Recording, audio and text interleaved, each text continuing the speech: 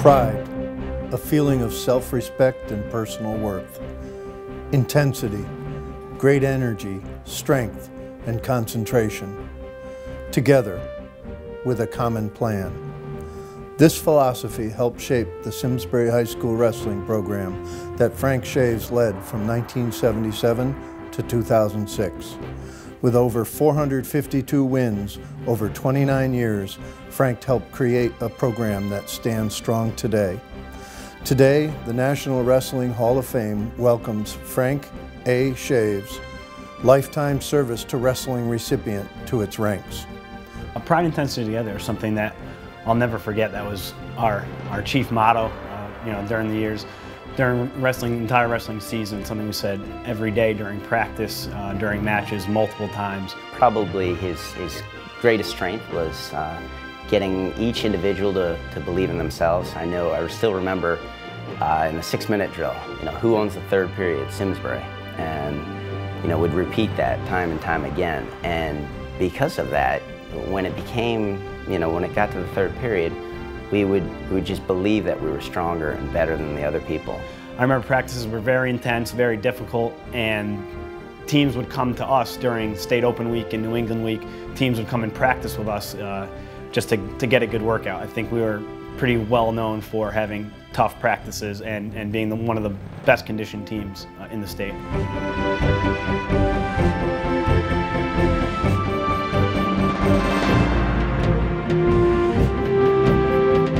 Frank did his student teaching in physical education at Simsbury High School. It was at this time he was hired as Simsbury's freshman football coach. After attending Springfield College in 1977, Frank returned to Simsbury as a substitute teacher and freshman football coach. It was during the winter term that the football players asked Frank to take over the wrestling program for an outgoing coach.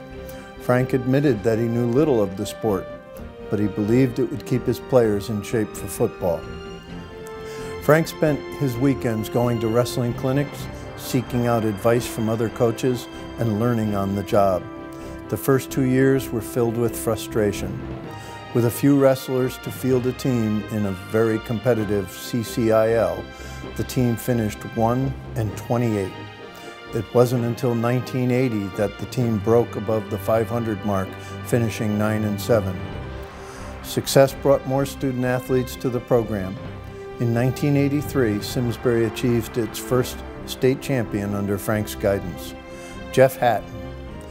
That was followed by Simsbury's first state open champion, Peter Hatton, in 1986.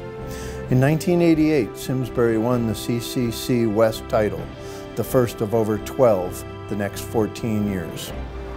Well, Frank is the ultimate competitor. As laid back and relaxed as he seems, he's a mastermind. And he knew everything about every kid I had and every technique that I taught, it seemed like.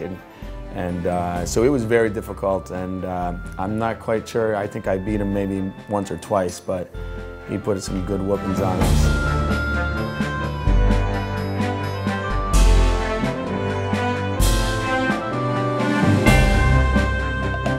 The 1990s was the most successful decade in Simsbury's wrestling history. The team combined for a dual meet record of 195, 48, and 4. Simsbury wrestling was a presence in the top 10 of most state wrestling polls. It was in 1990 that Simsbury produced its first New England champion, Peter Pereira. This was followed by Simsbury's first state championship in 1992, winning the Class LL title over Danbury. Simsbury followed with the Class L titles in '95 and again in 1997. In 2002, Frank was honored by being chosen as Connecticut State Wrestling Coach of the Year. He was honored again in 2004 by being elected a member of the New England Wrestling Hall of Fame. In 2006, after 29 years of coaching, Frank decided to retire from coaching. He finished his career with a dual meet record of 452, 194, and 5. Frank was honored by the Simsbury Wrestling Program in 2007 when the Farmington Valley Tournament was renamed the Frank Chaves Invitational Wrestling Tournament.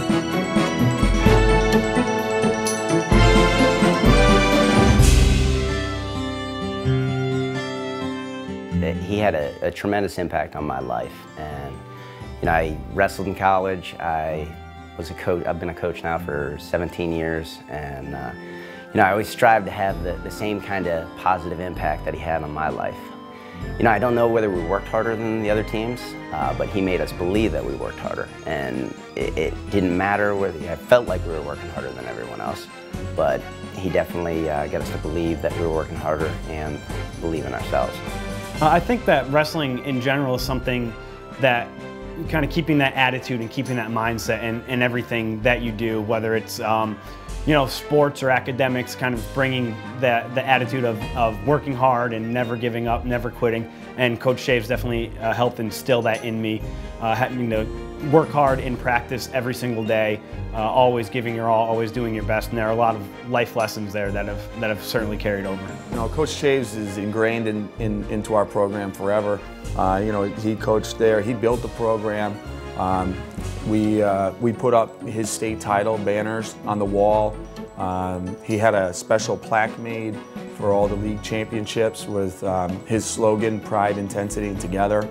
And we also put up the Wall of Champions, which almost all were coached by Frank, which is a great legacy. I look up to and still try to emulate a lot of the things that he did when he was a coach. In terms of just overall attitude, showing commitment and dedication to the wrestlers that he shows is something that I'll certainly carry over with athletes as I've gone into coaching now. It's definitely things that I will carry with me throughout the rest of my life. He instilled in me a lot of things, and I learned a lot from the coaching ranks from watching him.